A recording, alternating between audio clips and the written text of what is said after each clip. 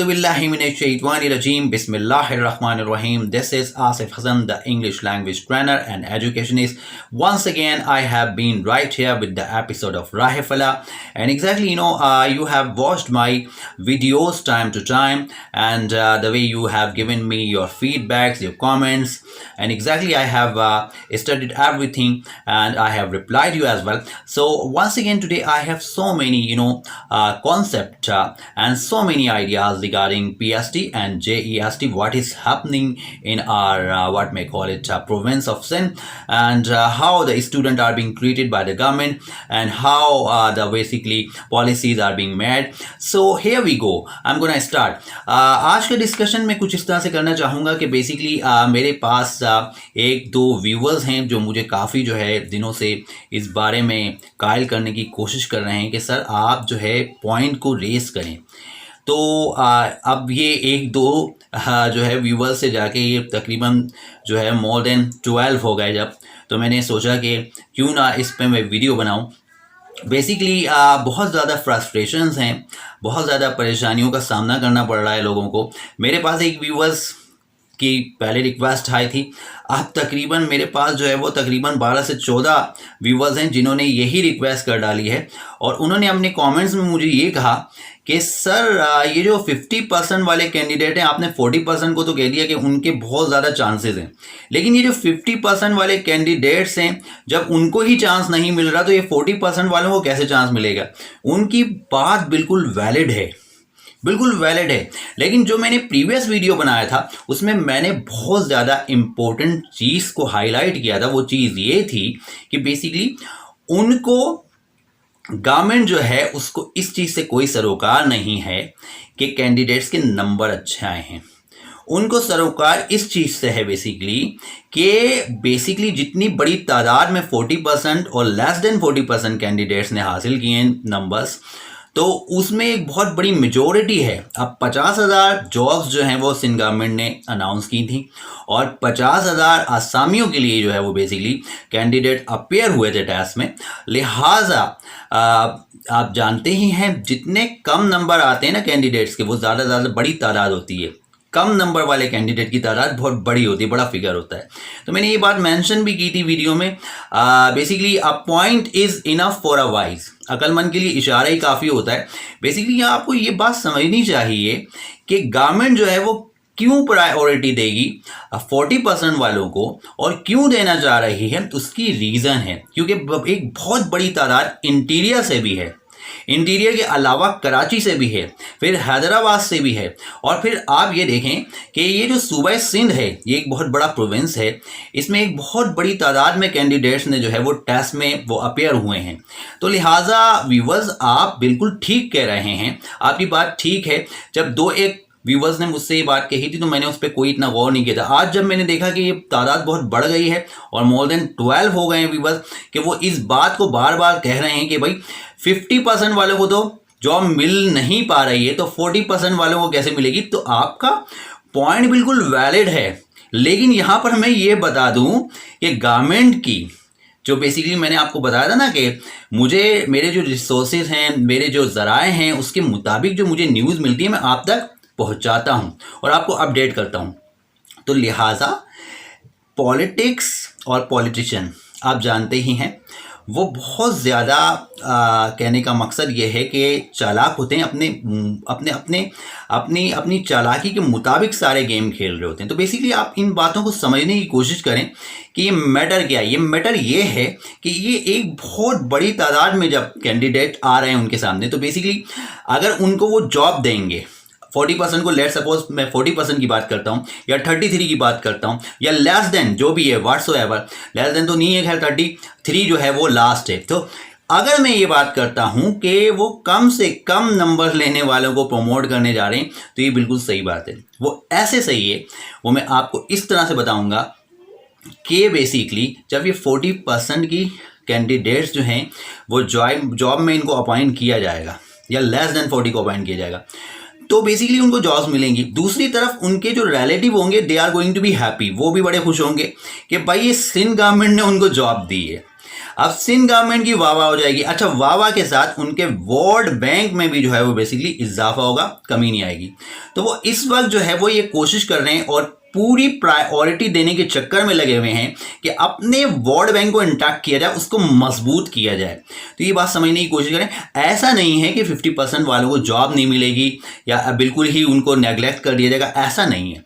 लेकिन प्रायोरिटी जो वो देंगे ना, वो सबसे ज़्यादा उन कैंडिडेट को देंगे जिन्होंने अगर 40% लिया, और बहुत बड़ी तादाद में वो हैं, जो नो डाउट इसमें कोई शक नहीं है। 50,000 एक बहुत बड़ा फिगर होता है भाई। 50,000 जॉब्स जो हैं वो सिंध गवर्नमेंट सरदार शाह साहब ने बोला है कि 50,000 जॉब हमने जो है वो बेसिकली जो है वो देने जा रहे हैं। तो 50,000 जॉब ये बहुत बड़ी एक फिगर है पीएसटी और जेईएसटी का अगर मामला देखा जाए। तो बेसिकली इन बातों को आप समझने की कोशिश करें। मैं हर दफ़ा व्यूवर्स के कमेंट्स को पहले तो पढ़ता हूँ, पढ़ने के बाद रिप्लाई भी करता हूँ, और व्यूवर्स जब मुझे बोलते हैं कि सर इसके बारे में आप क्या कहते हैं, इस बारे में बताएं आप, तो इक्का दुक्का होते हैं तो मैं उनको नॉर्मली समझा देता हूँ। लेकिन जब वो तादाद बढ़ जाती है, जैसे आज मैंने देखा कि 12 से 13, 13 से 14 हुए, फिर मैंने ये सोचा कि now I am suppose to make video और उनको कन्वे करूं कि भाई ऐसा है। लेकिन ऐसा भी नहीं है कि 50% वालों को बिल्कुल नेग्लेक्ट कर दिया जाएगा, उनको भी अपॉइंट किया जाएगा, लेकिन अपनी अपने रूल्स के मुताबिक करेंगे वो, कि उनके क्या रूल्स हैं। जैसे कि आपको पता है सिस्टम तो बहुत ही ज़्यादा करप्ट है, उसमें बहुत ज़्यादा जो है वो करप्शन है।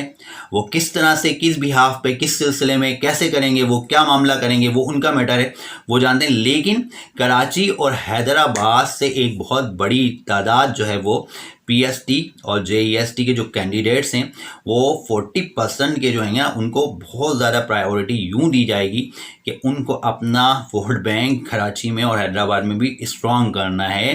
क्योंकि इंटीरियर सिंध नो डाउट, क्योंकि ऑलरेडी आप जानते ही हैं कि गवर्नमेंट ये चाहती है कि उनकी गवर्नमेंट जो है वो कराची में भी उसी तरह हो जिस तरह से इंटीरियर सिंध में होती है। क्योंकि यहाँ पर बेसिकली आप जानते ही हैं क्या मामलात हैं। तो बेसिकली ये सब चीज़ें सोचने की हैं, समझने की हैं। ये आप भी समझदार हैं, आप इन चीज़ों को ज़रा समझने की कोशिश करें कि ये जो बेसिकली सियासत होती है ना, इसमें बहुत ज़्यादा चालाकी से चला जाता है।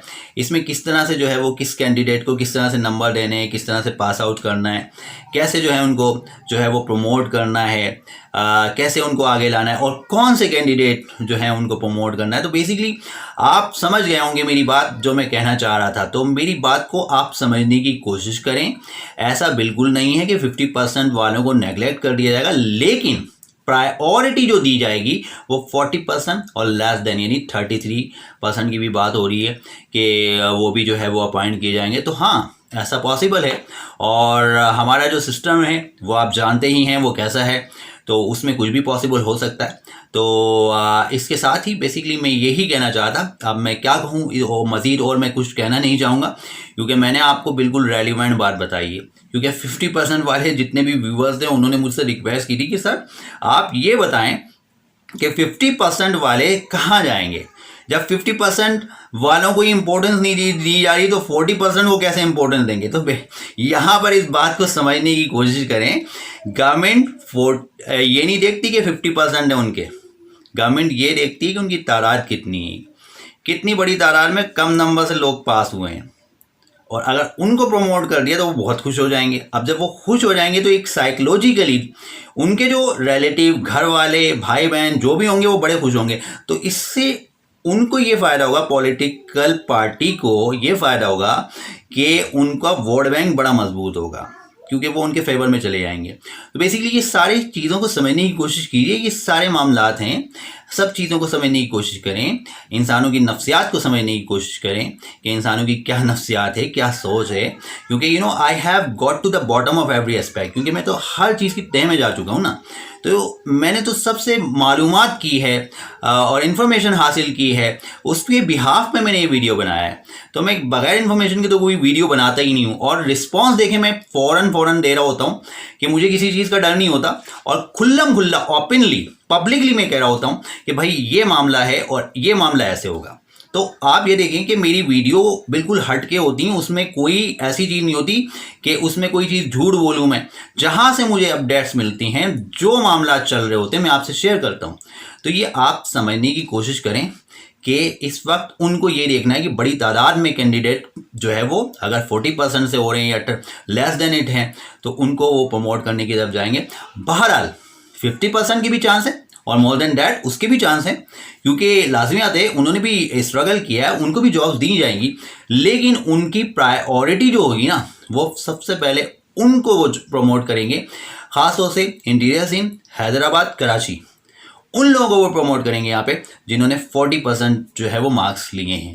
आज भी मैं अपनी बात पे कायम हूँ क्योंकि मैं उससे नहीं हट सकता, क्योंकि बिल्कुल पक्की न्यूज़ थी जो मैंने आपको बताई थी। आज दोबारा मैं जो है वो आपके सामने हाजिर हुआ और मैंने दोबारा जो है वो आपको कन्विंस करने की कोशिश की। तो जितने भी मेरे व्यूवर्स हैं जिन्होंने मुझे कमेंट्स किए कि भाई 50% तो दूर की बात, यानी 40% तो दूर की बात, 50% जिनके नंबर हैं उनको कोई नहीं पूछ रहा तो ऐसा नहीं है, ज़रूर पूछेंगे 40% को। गवर्नमेंट वाले बहुत समझदार हैं, वो बहुत समझदार हैं, क्यों पूछेंगे, बाकी आपके सामने ही है, मैं वीडियो में आपको बता चुका हूँ। इसके साथ ही नेक्स्ट टाइम मैं एक और वीडियो के साथ हाजिर हूँगा। इसके साथ ही मैं इजाज़त चाहूँगा, अगली वीडियो तक के लिए इजाज़त, अल्लाह हाफिज़।